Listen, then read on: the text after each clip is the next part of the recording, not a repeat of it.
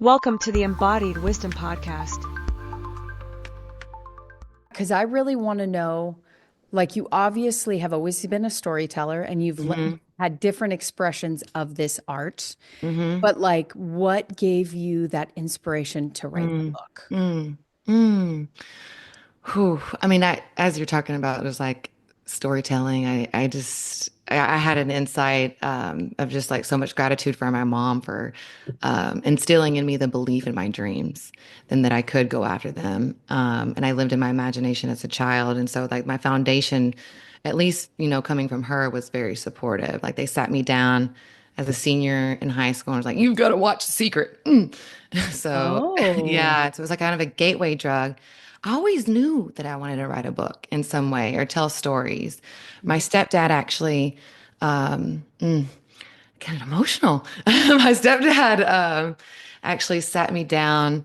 He's like, Kristin, take money out of the equation. And this might have been in junior high or high school. He's like, take money out of the equation and what what do you want to do with your life? I was like, I want to tell stories. I want to write. I want to act. I want to be a storyteller. And so then fast forward, I initially started like dabbling in fiction and taking like different writing classes, acting classes, did plays and stuff in high school, wrote an awful script in junior high. Like my best friend she got us a screenwriting for dummies book and we passed a spiral notebook back and forth. I mean, it's like lifetime, maybe. It was like the miracle of a tragedy, someone's yeah. donating an organ type thing. But to like answer your question specifically, I wanted to help people and are like anyone in the midst of that loss, pain, or chaos. I didn't realize just how much healing work it was going to do on me. It was like open heart surgery of the energetic kind and releasing of physical emotions or processing emotions. Like there were some days where I'd be like writing and typing and crying and like, oh my God, and so many aha moments.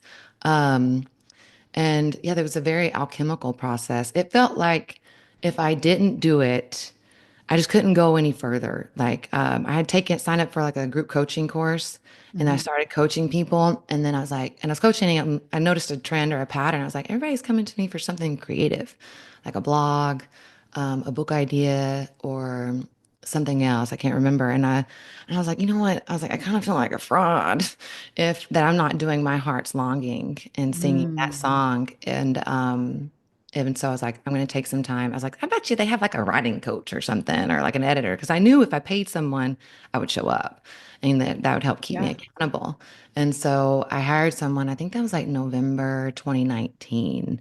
And so come COVID, I'd always said, like, I just want the time and space to write my book. And then it was There like, you oh, go. well, and so in some ways I got my wish. I mean, and so I wrote it during that time and like, I would send her 20 pages at a time and she'd give me feedback and notes and ask me questions and the thing. And I'd be like, well, I don't know how I feel about that. I was such a people pleaser for so long. I had to get reacquainted with myself. And so she was like, just journal, ask yourself a question, journal, write. She'd have little notes. And so I got through that shitty first draft and then like kept on trucking. So it took a couple years, but I'll say that. And then I'm like, I remember being in my California apartment writing something, and that little piece ended up in the beginning, in the first chapter. So it's like, it kind of took, 12 years, but then it kind of took two. But it just felt like, Interesting. Yeah, that's kind of our story in general, right? yeah, I love yeah. I love that I love that your creativity led you through your healing journey. hmm I It's, mean, to that's so me, beautiful. thank you. Someone said, I can't remember who exactly gave this notion to me, but when she said it, I was just like, light bulbs. Emily Ghosh Harris, great woman, and she said, something about creativity being one of the biggest acts of self-love, You and I know was what? I wrote that down. like, I wow, wrote that down from you. I don't know what oh I watched of wow, yours, but you had said it and I wrote it down because I'm like, oh, that it, is genius because we are creators. yeah, That's yeah, what we came here to do. So our creativity is the greatest act of self-love. I'm like, that's yeah, brilliant. honoring those longings. Yeah. Like we're from this beautiful active creation. I'm like, we're here to do that in some way. And that looks like so many different expressions: poetry, writing a book, baking a cake, Yeah. um, building a business. I mean, you can get creative in so many different facets. And then co-create our world and our lives is what I believe. Heck yeah. Yeah. Heck Yeah. yeah. And I want to dig into because I believe that the things that really bring us meaning came out of the most like difficult, the greatest struggles, the darkest Mm-hmm. moments of our life. And you Mm-hmm. talk a lot about your stuff in the book, Mm-hmm. and you're so raw and Mm-hmm. honest and deep. So I'd love for you to talk about maybe the top like three really big, most painful things that you had to get through, that you had to work through in life. Yeah. Yeah. I mean, to be honest, I'm in one right now. Oh, Yeah. Mm.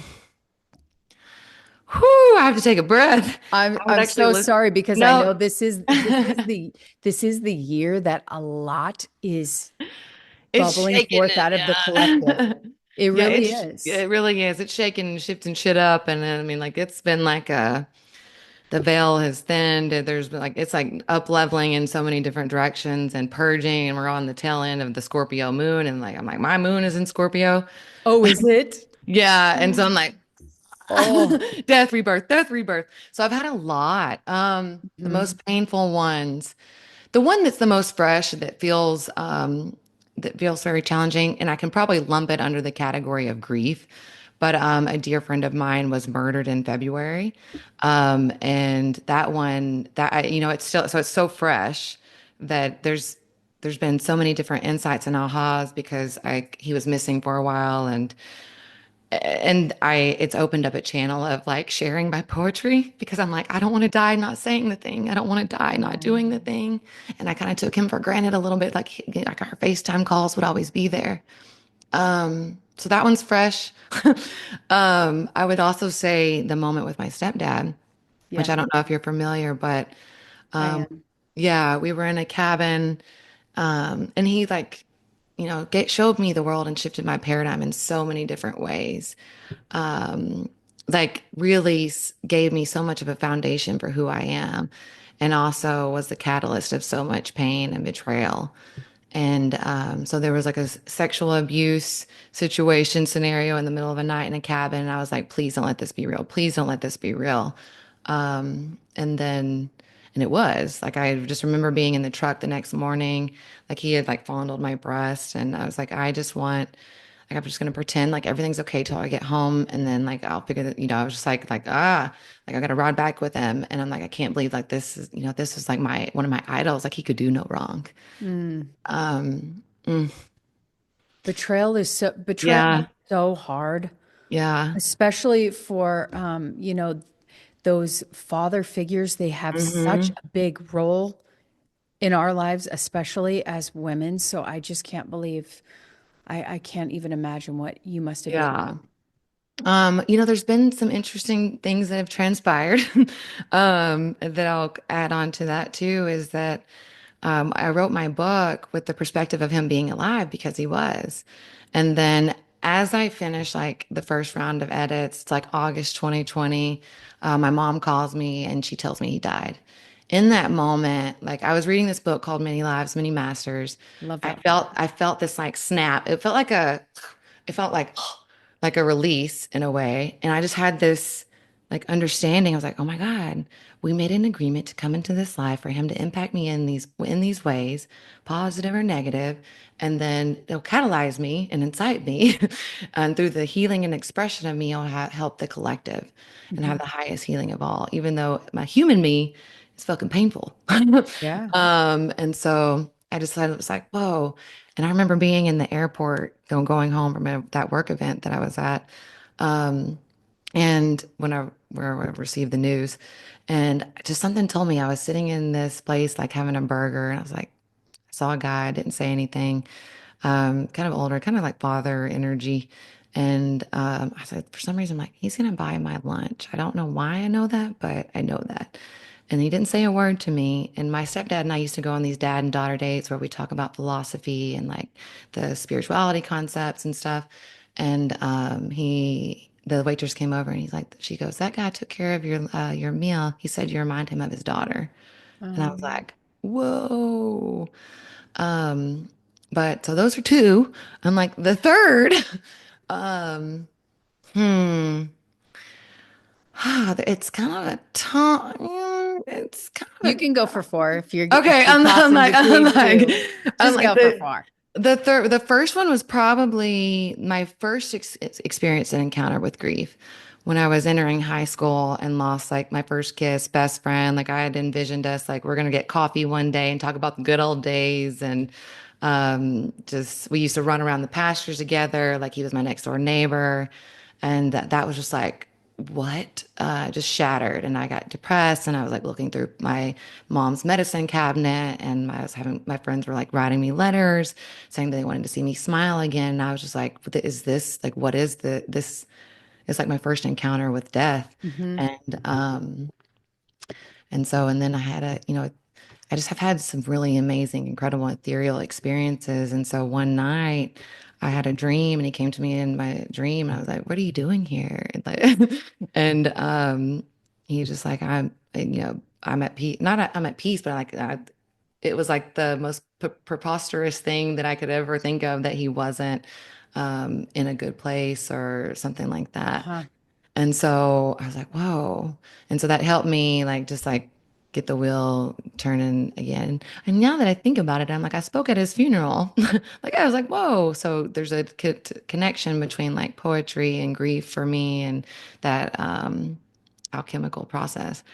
The most recent, besides the one of my friend, it was like more like a not a like it was like more of one of those gnawing pains, or like a one that I didn't even realize that I was in until I like started pulling into my garage and I was like having like some suicidal ideation thoughts. I'm like, what is this? Like, I kind of thought I had self-sabotaged a relationship in some ways. In some ways, like I left because I wanted to keep my community. And then some ways it was like the healthiest thing I've ever experienced. And I don't know if I knew how, I was leaving his place in Arizona, listening to a book on attachment styles. I'm like, is this what I'm doing? So it was a relationship Yeah, it was that you were leaving. yeah, a relationship and then but also like the gnawing pain, this just the inauthenticity. I had catered and customized all my offerings to be like what I knew would be more palatable and just more accepted and loved. And so I went on a ketamine series journey actually like 8 sessions and the first one kind of started out as I was in a cornfield. I was like, why am I in a cornfield? And so I called them my ketamine oracle sessions. And I had a therapist guiding me and watching me Uh-huh. and a sitter and the whole nine, but very intentional. And so the next one, I hear like stay for the harvest. And then the next one, it's like my dad and I's younger spirit like dancing together, and it was so beautiful. And I was like, I have to feel it all. Like, because he was like, one of those stones that, still waters run deep. And I knew that, but he didn't express it. And he's like, yeah, sorry about that, but I'm here for guidance. And it was beautiful. And Wow. then at the very last one, I came out, I was like, it's something wild, woman. And, in the integration session afterwards, my therapist asked me, she's like, do you think that the suppression of your wild woman could have been causing the anxiety? And I was like, boom, boom, boom. Yeah. And Wow. so that one, I didn't even really know that I was in such a crux and until like some new neural pathways were fired and something like Wow. that were baking in my subconscious came to the surface and I could look at it in a different lens. Well, I'm kind of surprised that of the four, the event with I don't know if you guys were Oh shit. I together. didn't even think about that one. You didn't? Well, maybe you've already worked through it and you're like, that's old news. Wait, the hitman or Yeah, the okay, yeah. yeah, yeah. Oh God. I Because mean, maybe I just like to think I kind of sometimes I want like that to forget. story, Kristin. No, I'm not gonna yeah, lie. that one was a low of low moment and it almost didn't make it in my book. And I'll say it's because whenever I was outlining and writing my book, I was like, nah, that didn't have to be in there. And then I had a dream while I was writing, and I'm very like tapped into my dreams, and I'm like, okay, something's trying to tell me something. I had a dream about his wife and him, and something. I was like, okay, there's something still there, forgiveness, or I need to look at it. And so I wrote it. Yeah, no, that was definitely a turning point. I forgot about that one. Like as You far as forgot about that one? as Girl, whenever you ask me in that sense, but no maybe it's one's gonna because be forgetting that one. I'm like, when's his parole? I'm like, I don't like to think of, you know what I mean? Do you There's have any hint, do you have any problem talking about it or telling the story? No, no, I don't. So I was in California at the time and things were going groovy. I just made a short film. This second mother of mine introduced me to him and we started having like FaceTimes every night. And I'm the type of person like I value depth and I want to be appreciated for more than just my physical appearance. And I sapiosexual, so I love the mind and feeling like I can learn and I really want to connect with What someone. was that word? Sapiosexual, so it's like to get turned on by, you know, when your mind is stimulated. Okay, that's a new Yeah, one for me. yeah. Okay. For me, it's like when I can learn something from someone, or Uh-huh. um, yeah, it's just I'm like I like all of them to be in line, like my mind, my heart, my pussy, and Yeah. um, so I was in California, and we were having these FaceTime sessions, and I think a part of me self-sabotaged and moved back home. And he was telling me everything I wanted to hear too, and that he was going to leave his wife, and like we'll have this like, kind of run off into the sunset type of thing. And I love love, and Ah, so at the time, I didn't have the awareness that I was attracted to all these unavailable men in some aspect, whether it was emotionally, whether they were married, whether they were in prison, like there were a slew of different avenues, and I think I tried almost all of them. And it like kind of humorously, but so I moved back, and then I quickly found out, like right after I moved back, that he was lying to me. And I lying was about what? lying to both of us about he was lying to me that he was going to leave, and I read his text messages, and so I was like, and I saw what he was telling her, and I was just like, oh my God, like I just moved across the country, and like for a pipe dream, and like I'm like, did I give up my creative dream? And so there's like so many different nuances and layers to it. And then not too long after I moved back, Lori died, who was the second mom that introduced us.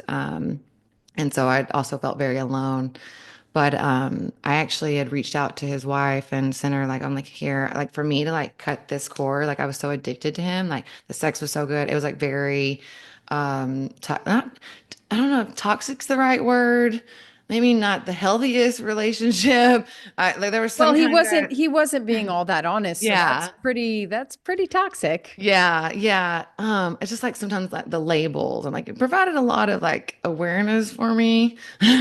So I'm like, I like that gem of it, or that Mhm. pearl from that whole scenario. But um it's just and because I then remember I'm like, oh, okay, he was there for me in this moment. So it's hard. It's like all these like shades of gray. Yeah. And so, but so I sent her a letter or an email or something, and I sent some screenshots and some photos, and I was like, I just got to out myself, and like he won't want anything to do with me if I do this. And she's like, I understand. I wish you wouldn't have gotten you involved in our marriage.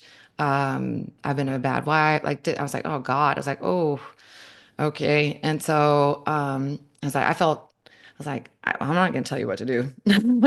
Um, and so, but I was like, I gotta Yeah, get well, out of she here. responded quite softly because I don't hear Yeah. those responses all that No, often. no. And then I was like, I gotta get out of here because I didn't realize at the time, everywhere I went there was.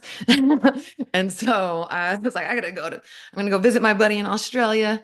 And so I like, dropped all of his stuff at where he was working at his business and like packed my bags. I'm like, I'm coming to stay with you. And so I book a flight and I go to Australia and I'm there probably a week or so until one of my best friends sends me a news article link and I read it And I'm like, oh shit. Like, East Texas man arrested for criminal solicitation or attempting to hire a hitman or something like that. I was like, what? And then I go open the article and I'm like, oh, and he used to call me by a certain nickname and it said that nickname in the article. And I was like, um, uh, what? I was like, I was like, I sank there. Like I was in shock. And I'm like, I'm just gonna deal with this when I get home. Like this is not gonna. I just can't think about this right now. And then luckily my friend was there with me because he's like a brother to me. He's like, Chris, this is fucking serious. He's like, you're out of the country. When someone that you used to date attempted to hire a hitman, and so he's like, you might want to call old Bradley. I had to pause because I was like, that's not his real name. You might have to call Bradley and ask for some help or assistance, but get a lawyer. I was like, okay. So I call up Bradley and I'm like, so I think I might need a lawyer. He's like, well, if you think you do, you probably do. And so, luckily I did. And interestingly enough, like if I hadn't made that phone call, he had tried to get the same attorney.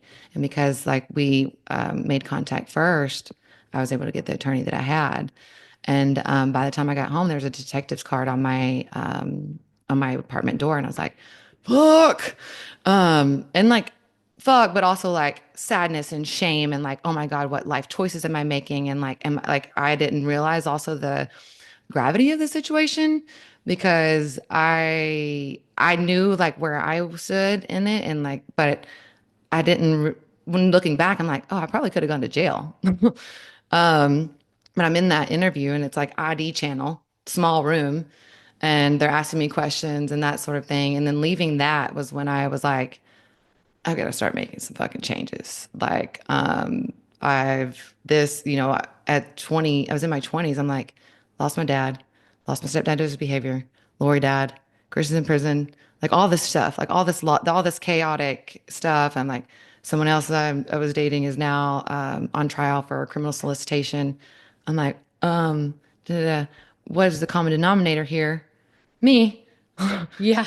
And so I'm like, I don't know what I got to do, but I got to shift something. And somewhere around that same time, I went to see like a healer, and she gave me a palm reading and like connected with Lori um, and my dad at one point in a different session. But she told me that I have alien hands, and that basically that I signed up to learn a lot of lessons, and I was meant to be a healer. And I Mm. was like, you sure you got the right girl? Because I've never felt more fucked up in my life. And she's like, you signed You up to learn a better lot of, check again. yeah, Check I the was other like, palm. Which one? yeah, where's your magnifying glass? Dang. Because this is and I was thinking, I'm like, okay, where's like the Waze GPS of my life? Like, how many? She said, you signed up to learn a lot of lessons. And I was like, how many more do I have? I I'm hope like, that's all of them. yeah. And Dang, that is a lot in your yeah, 20s. yeah. That's crazy. Early 20s. Early Like 20s. 25, 26, 27, something like that. 20, yeah. I'm like, how old was I when 2014? So I'm not a math girl, I'm a words girl. So Well, I ain't no math girl yeah, neither. 26. Yeah, 25, 26, something like that. Wow. Yeah. But and like all those little things that also kind of planted a seed though. It's like, well, am I here to be a healer? Well, it gave me like a kind of a Yeah. light at the end of the tunnel. And I'm like, okay, all right. And so I started like reading books and more so because had done The Secret and like read Tuesdays with Morrie and had all these, The Artist's Way. I picked it back up. Yeah. And just like kind of dove deeper into different modalities and Yeah. Which ones have you found to be the most like helpful along your healing journey? um, mm, I did a pretty powerful meditation before our podcast. But I would probably say just loop it under the umbrella of Tantra, Yeah. and like somatic practices to couple. the mental understandings, because like writing the book gave me a lot of aha moments and mental understandings, clarity, that sort of thing. But I don't think it was until I went to an ISTA, which is like the International School of Temple Arts, where you're having all these emotional release techniques or exercises, and you're doing all these different rituals for a week, and it's an immersive experience. I came out the other side, like my voice was deeper. I felt like I had reclaimed parts of myself. I wanted to integrate my spirituality and my sexuality. Because I have the religious background that I grew up in. I grew up in the Bible Belt. I'd always felt like, okay, I've got to keep this over here and this over Yeah. here. Yeah, that's so funny because that's exactly what I wanted to get into with you as well, because that's what I struck, in the religion I grew up with. It's like you only have sex with one person. You don't have sex till you're Mm, married. mm, And so that's why it's so fascinating with me or to me that there is healing in, within Tantra. And that I think is awesome because now that I know what I know about trauma and how it's stored in the body, it makes so much sense how mm-hmm, you can clear it so quickly using these, tantric mm-hmm, modalities. mm-hmm. So I want to get into like what do they look like? What are these rituals? What are these practices? I mean, there's so many different ones. I've heard, but And then, yeah, I mean, there's also different lineages of Tantra. So, like, once right. I've discovered it, I'm like, the white tantric path is kind of like the more meditation, doesn't really Yoga. involve sexuality. Yeah. The red tantric is like the sexuality, and my teacher likes to define it kind of like the express train, or it can be to enlightenment. Um, but there's also like shadowy elements that can come up because anything with a lot of power, how it can hold both the Yeah. opportunity for that big expansion and the shadowy. And I think it all comes down to intention.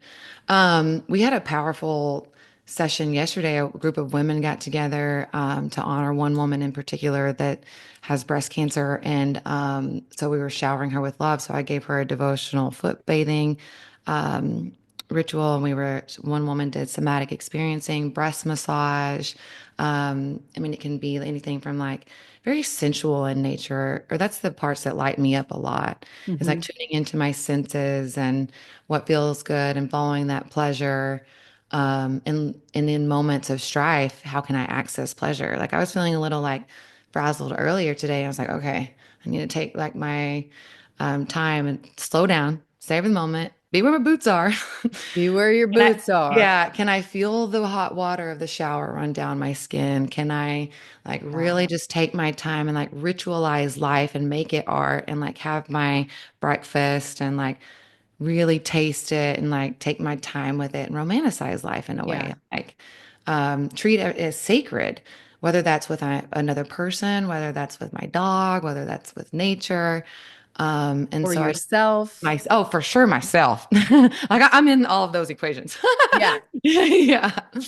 Um, I mean, That self-pleasure reminds me. practices. Yeah, Like that there's so reminds me much. of Eckhart Tolle. Have you read any of his work? Yeah, the what the power of now and a new earth. Yeah, practicing the power of now. That's really what taught me how to be fully here now. Mhm. And I think it's so powerful. Okay, go ahead. What Oh else? yeah, I mean there's so many. There's let's see, there's like pleasure mapping that I like. There is yoni gazing, lingam gazing, which are words for like pussy and cock. They mean different things in Sanskrit. There is like somatic massage or like a sensual massage, five elements massage, where you do different types of touch on the body. For me, that really gets me in my body and out of my head because I'm really putting my point of awareness what on the sensations, and if Yes. they're shifting and changing, like it keeps me on my toes. Yeah. In a way, right? It's like, oh, I can really just like let go or like be there and feel it. Interesting. Yeah, and then there's so many. Um, there's de-armoring. So it also depends on like kind of what intention that you want to come into it, or into a session, or into a group, or self practice. The intention I feel like is so powerful because, like, okay, do you want to be like a more healing or kind of a shamanic type of feel for the sexuality? Do you want to transmute it? Do you want to use it for manifestation and like sex magic? Do you want to increase the sense of aliveness and like course that pleasure through your body? And um, using breath and sound and movement. And Yeah. I love energetic sex, where you're not even like having penetrative sex, but through breath and eye gazing and like on certain inhales and exhales, you're sending love and that energy from different centers. Ooh, wow, Yeah. that's crazy. Yeah, that one I love. Because I'm like, "Oh, how much can I feel this person?" And I'm like, and you can take turns being like the penetrative energy or the receptive one. Because it's And interesting. we're kind of always doing that. Yeah, it's like a But dance. but just to be like so aware of it in the moment, that is just crazy. And it that must be such a powerful practice. Yeah. I believe it's part of what I was put on earth to do. And partially because of all of the woundings and initiations and traumas and stuff in that same space, like from a young child and onward. Yeah. It's like those give me different layers of relatability and empathy as well. And to me, it just like clicked in. It's like, wow, okay, duh. You've always loved sex. You were listening, you were watching scrambled images on or curious about it, right? The scrambled images Yeah, listening for on the footsteps. the Yeah, on the coming down the and hallway. Yeah. adjusting the bunny ears on the Oh, TV. I did do that. But I mean, at my dad's, he just didn't have like Cinemax or, HBO Uh, subscription, but you could go on that channel and it would be kind of like fuzzy. yeah. And so, but so I'd like try to like, listen for his footsteps coming down the hallway. So there's an element of me today that still like is part of the taboo because I grew up in that environment, you know. And Interesting. so there's that, and like there's probably an element too because of those earlier childhood traumas that the hypersexual is a response to that Yeah, that's what or the I've noticed. curiosity. Yeah. So and so I've now been just more intentional. I'm like, okay, am I gonna have a conscious celibate phase? Am I gonna have a sacred slut phase? Am I gonna openly date? Am I gonna have like something that's more committed or monogamish in nature? And so it just kind of depends. Just But write the script. yeah, yeah. And I just remember like taking really long showers. There's just all kinds of things, right? Oh, showers Uh, are I mean, absolutely like as a divine. kid, yeah, like in the bathtub because it felt good. Yeah. Yeah. Yeah. It's so funny because, I were your parents religious though? Or did you just grow up around like a religious cultural belief system that wasn't really in your family unit? It's like yes and both. It was definitely in the town I was in, like population town, 2000. 7 to 10 churches. Like the cool kids went to one church, that kind of thing. Uh-huh. And then my mom was a member at a church for a while and we went for several years. And I just remember being so bored in there, like counting hats and that sort of thing. But I think, once she found Al-Anon and like different spiritual beliefs and thought systems. She still has a deep relationship with God, but it doesn't look like organized religion. So she's developed over the years. Yeah, for sure. And my stepdad pulled up a map of religion on the computer screen because I was asking him, like, why aren't we going to church? I want to go to hell, you know? And so he's like, well, little dear, you might likely only believe what you grew up around. And it was pulled up a map of color-coded religions in the countries. And I was like, oh, that was a paradigm shifting moment because I was like, if that's true for religion, what else is that true for? Everything. Everything. So I remember being so excited and going and telling a friend and she said and she's like, I'm gonna pray for you. I think you're going to hell.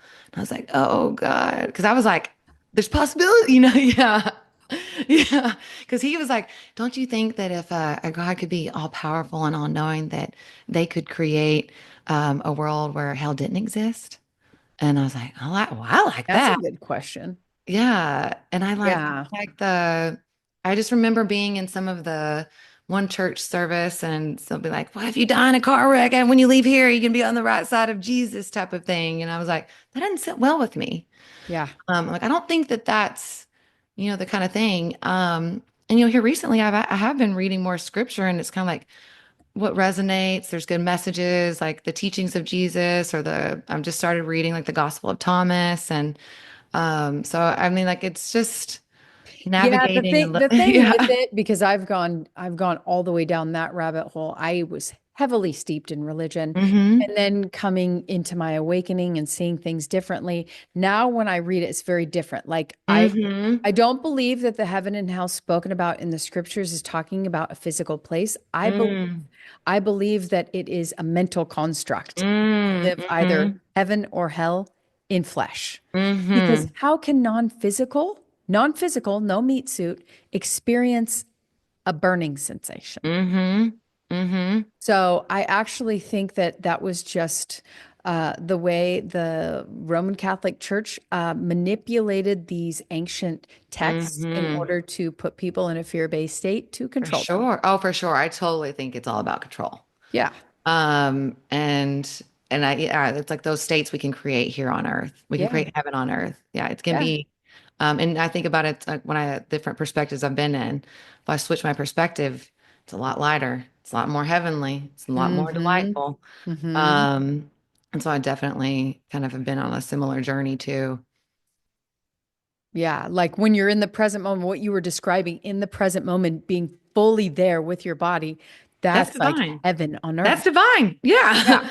And like really, and like practicing, like being the divine, receiving and the priestess or the divine one giving. I've had some interesting, like, just like, scenarios. I remember one time I had a pivotal mushroom journey, and then did something else, and was working on my relationship with God, and I was like, I'm going to start calling you Gus because a coach of mine had called it God, Universe, Source, Ah, and so, um, and I'm like, sidebar. I also like to think that we're all little gods, experiencing ourselves through one another.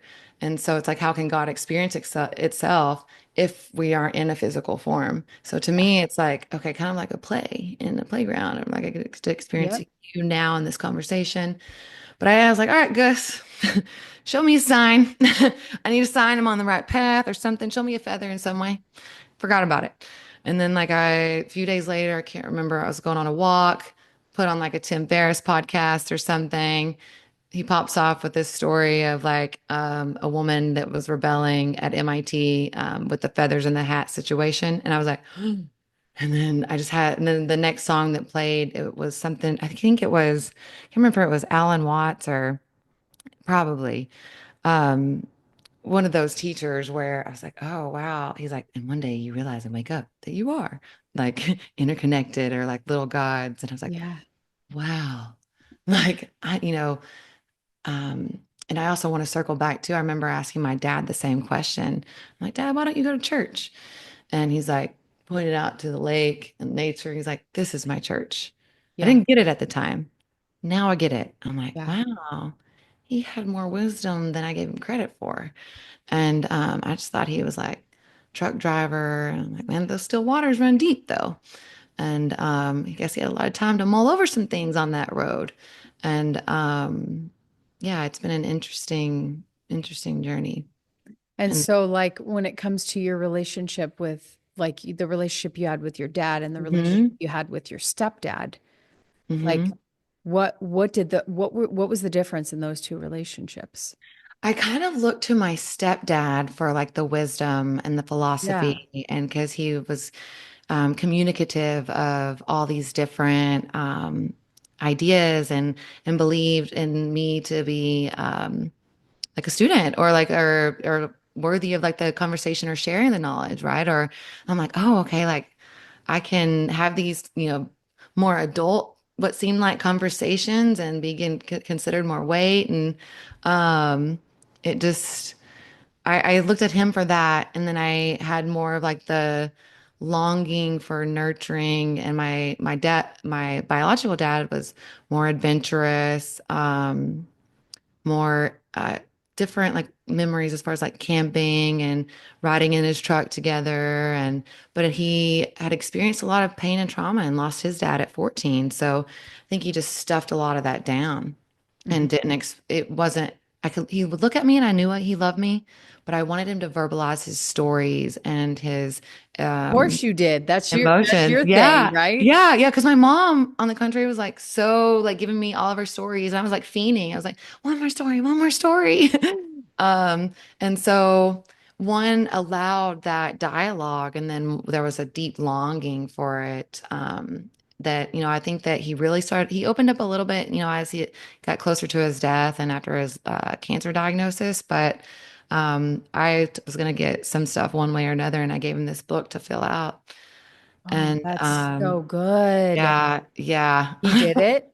Yeah, he did it. That's awesome. Yeah. And it's funny because like the first few answers are really long and they get shorter as you go. And then on my birthday one year, he's like, I did my homework. And Oh, so like he had a fun sense of humor, but he had to like be paying attention to catch it. Um, yeah. yeah, so there's still Well, just it's neat that you had both of them to some hmm degree. And because you've gone through this healing journey, you can say that. I bet you struggled with that relationship because I had that too with my dad, where it hmm was like there were years where I was so mad at him. Yeah. And then, going through my healing process, I'm like, no, he was both.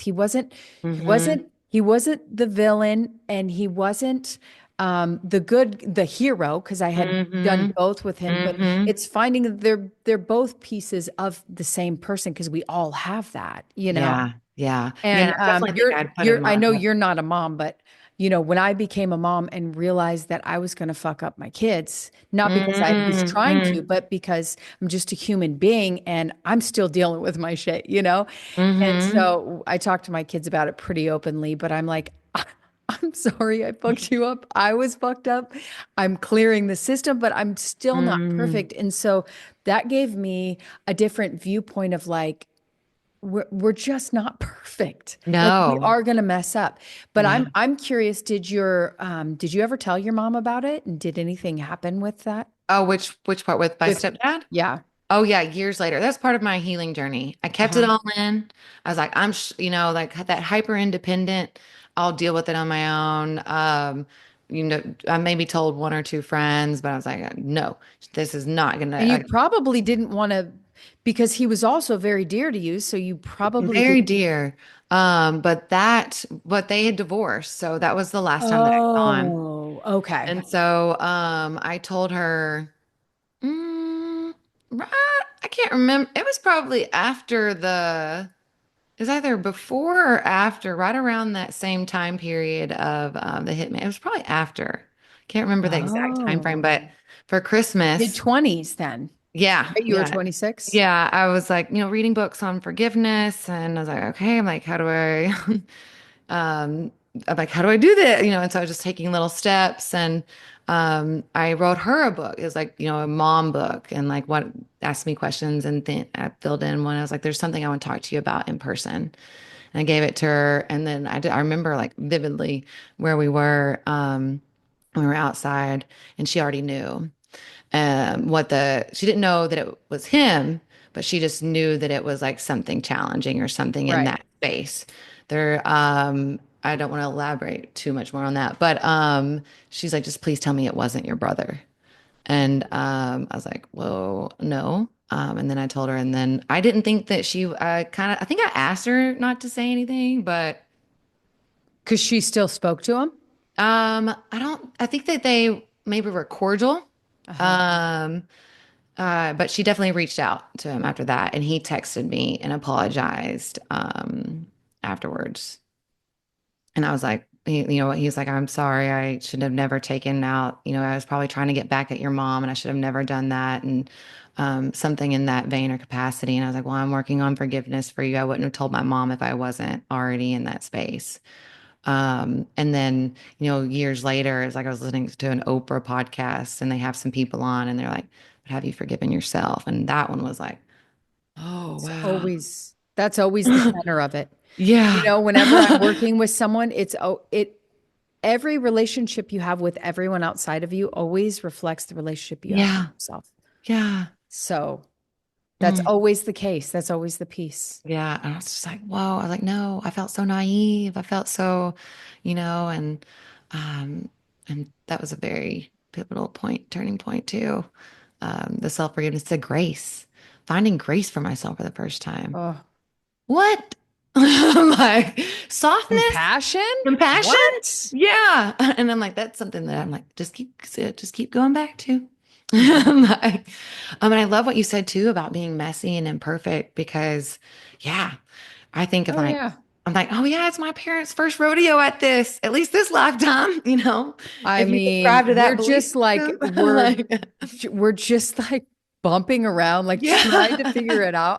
I'm like, who said I should be a mother? I mean, that's my number one fear. I I'm mean, like, well, and in some way, I'm like, I actually got a dog. And so I used to kind of like shun or let me like, your dog, mom, really? And then I'm like, this little mofo is so much work. And it gave me a oh deeper, no, that is but no, not I work, know, girl. but I know, I'm like, this is a dog. I can only imagine a human being. But I did Yeah. call my mom up and I was like, hey, even just gathering Boudreaux's stuff to come home for Christmas and like getting things organized and all this. I'm like, I just have a really deeper level of appreciation for you, for carting us everywhere, for getting us, for toting us from holiday to holiday and like all those like different. I'm just like, whoa. I'm like, you did that with 4 kids. I'm like, Oh, you're one of four, huh? yeah. I'm What like, number are what? you? Well, I'm like, in some way, so she had 4 kids. I'm third, I'm her third child. I'm my dad's first child. Okay. So And there's a so, was there a gap? yeah. So my sister is 11 years older than me. My brother's about 6 or 7. And my older brother lived with us for a little bit and then he went to live with his dad. Or they both were. So it's some parts of my childhood, I was a middle child, and then some parts I was like an older sister or like the older sibling. So it's kind of like an interesting Yeah. dynamic. Yeah. And then some Crazy. step Girl, siblings that I wrangled girl, in. you've had a wild ride. Yeah, you could say that. Yeah. I mean, I would say that. Yeah, I am yeah. saying that. Yeah. That's a lot, girl. That's a lot. Yeah. Yeah. But I agree. I think that those of us who chose to come and wake up in this lifetime didn't we gave ourselves a challenge. I Hmm. do believe that I chose the lineage I chose because Hmm. Mm. it would wake me up, and boy did it. Mm. It did it take longer Mm. than I would have liked? Yes. But Yeah. did I do it? Yeah. And now we get to bring this healing to not only our lineage, but to the world because it ripples out from us. So it is Hmm. a privilege, but it is not always easy. No. No. Yeah, no, I used to ask my dad when I was riding with him, like, why aren't we going the quick way? Like the fast way, the easy way. And he's like, it's not always about though. He's like, "So a lot of times it's about the scenic route." And I think Yeah. that that applies in that aspect too. Yeah, I don't. And I think a lot of the things that are meaningful in life take work or take contribution. And at least I've experienced that, whether it's creativity, whether it's relationships, myself, all those different like dynamics or aspects of life. And parenting a dog or being a mom like Parenting you. a dog. Yeah. Yeah. Parenting a I'm like, dog. no, I've even noticed some things. I'm like, man, I'm like, why? Because I was like doting on him so much at first. Uh-huh. And I was like, is this how I show up in relationships? And I was like, I'm like, he's my little mirror. Like there's a spiritual tie there for Oh, sure. absolutely. And I'm not, so it's If you've ever read any of the books, like Dolores Cannon, if a you read any, couple. yeah, any of Yeah. the past life regressions, they say Mhm. a lot of times the animals, they're like oftentimes they want to come in as one of your kids, but if there's no slot, they'll come in Mhm. to be your pup. Yeah, I believe So that they because have a the lot first, of healing. yeah, when I saw him, like I almost burst into tears. Like my eyes started watering, and I was like, oh. And I don't know if motherhood I'm not going to rule it out because I will say I was dating someone and I used an AI generator I use a photo of him and a photo of me. And I was like, I just want to play like maybe. And he was Uh-huh. open to the idea. And I was open. I'm like, maybe. I'm like, if I'm following my fear, that's my biggest fucking fear.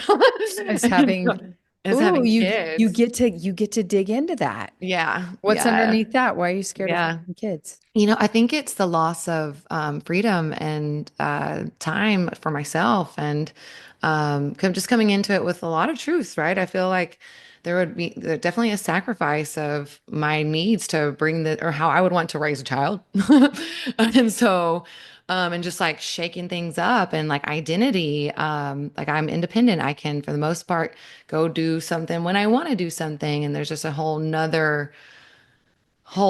like yeah. So I Yeah, mean. that is something to think about. That is Yeah, something. yeah, yeah. I'm a life path 5, so we crave Oh. like freedom and change. Mm, mm, And so yeah, that is a challenge for me in all of my relationships though. I have it mm, in all of them. Is where I desire intimacy, but then I gotta have that freedom. So don't cling on too close because I gotta mm-hmm, go do stuff. But yeah, you get to have what you want. And I love that we're breaking that belief that we have to. mm-hmm, I mm, tell young people this all the time. I'm like, don't just have kids because you think you're supposed to. Don't yeah. just get married because you think you're supposed to. Like, Mm, really check in and see if that is a true desire for you because it is a lifelong commitment, mm-hmm. Yeah. especially when you have three. So, Oh, do you you know, have three? I have three. Yeah. Yeah, I was curious. Uh, 16, 15, and 7. And they're all girls. wow. Oh, wow. All girls. All girls. Wow. Lots of feminine energy in that You household. know, when there is a week in this house that I tell my husband, you don't want to be here. You, Oh. you don't want to be here because it gets, It's girl, the red tent. it It's the gets, red. it ain't no red tent because those red tents Volcano? look like they No. look peaceful and they're all like, and my house doesn't look like that. Yeah. So, Yeah, no, I say that because I think there's some, ancient like traditions or cultures where the women would bleed together and like yeah, they're tap into more wisdom during that time period. But like dude. the emotions, there's been different phases. I like tuning into my cycle too. I'm like, okay, do I like him or am I just ovulating? Or am I Well, when you feeling like, have don't like mess with me? daughters that Hmm. they're not on their healing journey like me. They Mm. if I talk about certain things they'll be like rolling their eyes. Yeah, mom. Uh, So it's not like they're at the place in life where like back when we were in tribes, I think it just was a different experience of like kids gleaned wisdom mm. from the elders. We don't have that Mm, now. mm. I don't, So you don't think that maybe you're planting seeds for them that they'll might have oh, an I aha definitely later? am. I Okay, yeah. definitely am, but those seeds need to be watered quite a bit more, like a lot more. So, Hmm. no, but I definitely do believe because I had the same experience. When we were Hmm. teenagers, we thought our parents were so dumb. Oh, I And mean, most teenagers think their parents are dumb and that they're really smart. And yeah. then they get into their 20s and they're like, "Oh, my parents are Yeah. kind of smart." Yeah. I was so rebellious and hormonal. Yeah. Oh. I know I'm definitely getting payback Mm. for that because Oh. Yeah. Yeah. I had that experience. So Yeah. The call my paying for mom your all the raisin thing. time. I call my mom all the time. I'm like, I'm so sorry. Mm. I'm so sorry for the hell I put you through, but I'm definitely getting it back. Do you think that like, because like now I know I'm like, okay, I don't know if they could pull one on me because I know a lot of the tricks or a lot of the things. Like, do you feel at least like that, like, okay, or I guess it's Oh, also a different world and because it's I a didn't very grow different up world. in like social media space and that type of stuff either, Right. or, Uber availability or all kinds of things. Yeah, it's definitely a different world. It's a Yeah. different program, and that's cool, but yeah, it just always has its challenges, like what Yeah. everything in life does. And Hmm. it's mostly a very beautiful experience raising kids, Mm-hmm. but it's a lot of mirroring. You know, that mirroring you were talking Mm-hmm. about with your dog? Just Mm-hmm. imagine having that with like that mirror with your kids is like this. It's so close. You're just like, oh, there I am. You know, I had a that's moment. me. The mirrors are everywhere you look. So it For is just sure. like there's no escaping it. And so it offers you A fun house. Like and a a, very fast track of healing, yeah. like, okay, I can embrace this or I can fight against it, which I did in the beginning, but now it's just like, it's just all me. Like you said, we're Mm-hmm. all interwoven. They're me and I am them. You are me, I Mm-hmm. am you. Mm-hmm. Like we all go back to the same stuff when we exit the Mm-hmm. meat suit.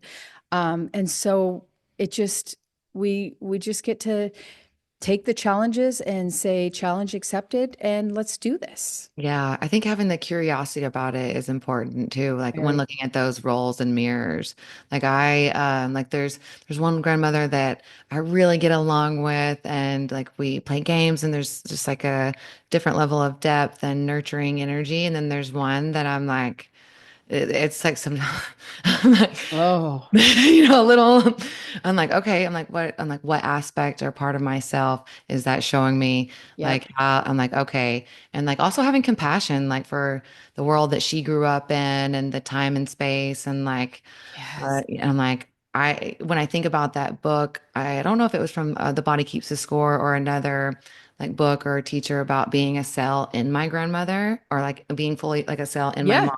And so, Yeah. and I'm like, so I was there experiencing those things. Hmm. And so when I think about that and some of the tantric somatic practices have been, I feel like been to, I'm like, me, I guess I signed up for this to like to heal and feel the stuff for the lineage. Yep. And because there'd be some moments where I'm like, oh, this isn't that doesn't feel like me per se. Um, But in a way, yeah, but but in a way, with yeah, epigenetics, 95% of your subconscious beliefs came from yeah, the lineage. So yeah. the vast majority of that it didn't originate with you. Yeah. Yeah. It's so interesting. I think too about like the wounds and the traumas and like all of the different like shadowy part stuff too. And that shape those beliefs too. And so if I release those or address those or face, heal those, feel it, a lot of it is feeling for me.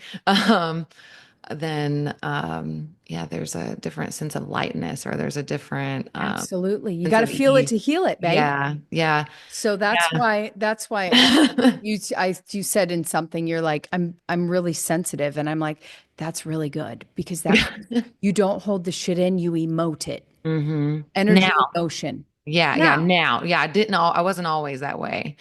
right. I think I used to like, Yeah, but you can't stuff it yeah, now. You've already yeah, opened Pandora's box, so it's got to come yeah, out. it does, and just ride the wave. Feel it and let it pass through Mhm. you because you don't want it to stay stuck in the body. We got to get it No, out. yeah, I don't want to attach to it either.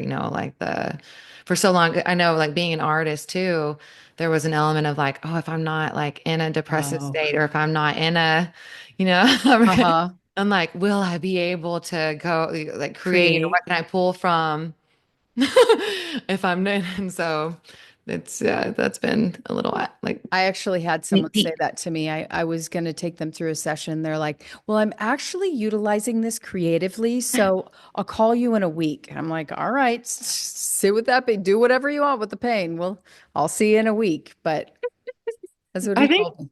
yeah. Yeah. No, I think it's a lot to me. It's like this whole last few months has been like indicative of how you can hold both at the same time. But it also, for me, I'm like calibrating that because I'll have like these moments of like so much joy and expansiveness and like beautiful opportunities, people. And then I'm like, a dear friend of mine of 15 years that I'm like whoa, and so one of the things I was talking to a teacher at some time and she's like, yeah, the tantric body work increases your capacity to feel in both directions. Oh, And so yippee. I was like, oh, okay. Oh my gosh. Well, gosh, it's been such a pleasure to talk to you. You too. I feel like I could talk to you forever. I'd I love to have you on know. my podcast too. Oh yeah, I'd love to come on your Yeah. podcast. Yeah. And I'd love to have you back on mine again Yes, sometime. please. Yeah, for Yeah, that would sure. be so great.